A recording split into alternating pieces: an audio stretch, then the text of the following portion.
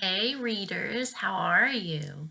I am getting more and more excited every day about the Secret Zoo, and so I'm excited now to share with you the next two chapters, chapter 30 and chapter 31. So it's getting good, isn't it? Like they are figuring out part of the mystery, and we're about halfway through the book. So when you think of the plot of a story, you think of how it gets started at the beginning, and then you kind of go up like you're going up a roller coaster, and it gets better and better and better and better, and then you're at the top. And that's like where the climax is. That is where the exciting part of the plot is happening. And then you kind of start going down and around twists and turns, and all the plot is coming together. And it might give you a twist, something that you didn't think was going to happen, or a turn. It also might just kind of take you speeding down a track for a minute through something where you're like, whoa, I can't believe this is happening. So this book does that, and you're kind of still almost to the top of the roller coaster right now. Okay, so that kind of gives you an idea of where you are in the plot. Chapter 30 is called Richie Draws a Crowd. I wonder what that means. I always like to read the title of the chapter and then think for a minute what might happen in the chapter I'm about to read. So Richie draws a crowd. I'm thinking about where he is. He was in a cave. He's finding out more information. Maybe he's going to draw a crowd of animals or something. I don't know. Let's find out. Ella and Richie stepped out of the cave and into a blast of hot air and blinding light. The landscape was dry and dusty. Cacti grew across the dry terrain, some with round stems that resembled prickly mittens, and others with long stems that resembled pipes of a green organ. The ground was pitted with countless holes. Prairie dogs raced from one hole to another, kicking up clouds of dust as they dived recklessly, which means not caring, in and out. The furry critters dashed around in erratic or out of control zigzags. They sprinted and stopped, looking confused or surprised by every spot that their own paws carried them onto. Far across the plain, a strange light blinked on and off. Each surge displayed a new color: red, green, yellow, blue, and orange. "What's that light?" Ella asked. "I have no idea." Richie looked around and said, "Where are we?" Ella scooped up a handful of dirt and let it sift or shake through her fingers. "I don't know," she said, "but this place is dry and hot and filled with gophers."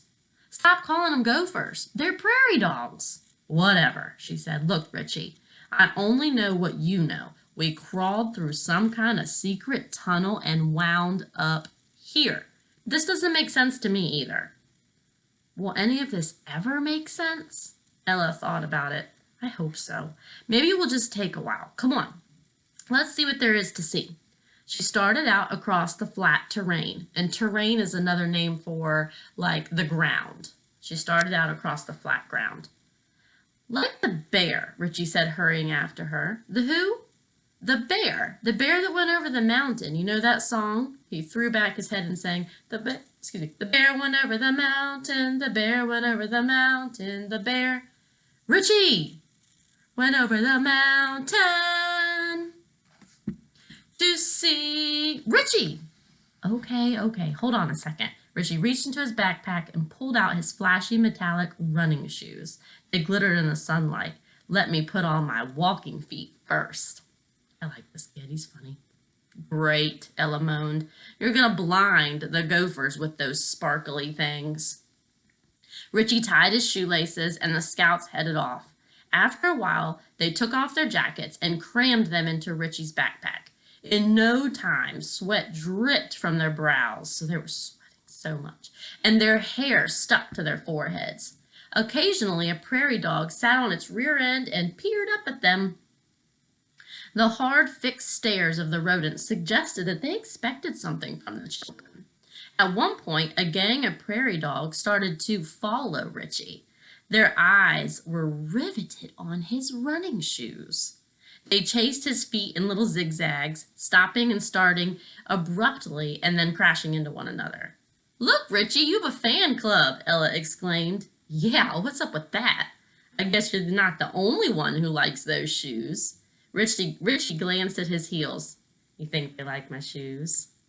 "Well," Ella said with a smile, "they shine more than your personality does, that's for sure."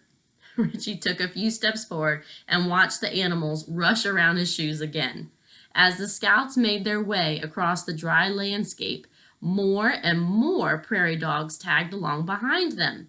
Glancing over his shoulder and under his arm, Richie kept looking at all the animals. They seemed mesmerized and amazed, and afraid of his shoes at the same time. The group advanced steadily. In the dry terrain, they passed cacti shaped like pitchforks, walked through thin patches of knee-high grass, and maneuvered or moved around countless holes made by prairie dogs. As Richie walked, his slick shoes sparkled in the sunlight. More than 100 prairie dogs were chasing him, running in spurts that loosely matched the movement of his feet. Every so often, a prairie dog darted between Ella's legs or across her toes, prompting her to holler, "Hey, bad gopher!" The scouts continued their journey across the barren land, passing strange, oddly shaped cacti. Now, in case you haven't figured it out, cacti is plural for cactus. So you can have one cactus or 3 cacti. Eventually, they reached the light. For a light with such bright and powerful beam, it was unexpectedly small, about the size of an orange. Ella looked at Richie. Every time the light blinked, he was saturated in the new color. So he was the color of the light that was blinking. When the blue color flashed, she said, "You look like a Smurf." Richie shot her a scornful look and stuck out his tongue, which turned green in the flash of the green light. Below the light was a curtain, purple and velvet, with yellow tassels hanging beneath it. It looked like the curtain they'd seen at the Chamber of Lights. "Look familiar?" Ella asked. "Yep." The curtain was fastened to a rod, but the rod, like the light, wasn't fastened to anything. It just hovered in the air. "Who does the decorating around this place?" Ella said. "Houdini, a magician?" Beside the curtain was an old wooden sign that stood on a single post. It read, "End of Sector 62. "Sector 62? Richie asked. "No clue," Ella said. "Should we go through the curtain?" Richie asked, "or around it?" "You decide." Richie shrugged his shoulders and decided to walk beside it. Suddenly, his head snapped back as he walked into a wall. He staggered and dropped on his rear end. "Whoa," Ella said. "Are you okay? What happened?" She reached out and touched the space beside the curtain. The space touched her back. It was a wall painted to look exactly like the desert they were in. It felt soft and gooey like Jell-O. Ella pushed her palm forward, and the wall gooped over her fingertips. Then it firmed up and then spit out her hand. What in the world? The paint was gone from the spot that she'd touched, and a black handprint had replaced it. Then, like magic, fresh paint appeared, and the handprint melted away. The image on the strange wall had restored itself. It was back. Ella looked down at her hand. Sure enough, some sort of paint was smeared all over it. "Ew!" She wiped the gunk off on her pants. "Gross!" Richie was covered with paint splotches. His face was as blue as the sky, and his legs looked as yellowy brown as the desert plain. He stood up, wiped the gunk off his nose, saying, "So much for going around it." "I guess that means we go through it," Ella said. Richie wiped his hands on the back of his pants.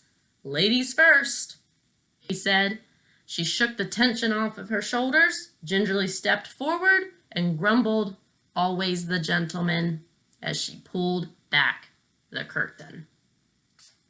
Dun, dun, dun. That's the end of chapter 30. Whoa. So they found the end of the sector of where they are with the prairie dogs, but it's like this gooey wall, and they're about to walk through it. Crazy. What do you think's going to happen? Just have to wait and see.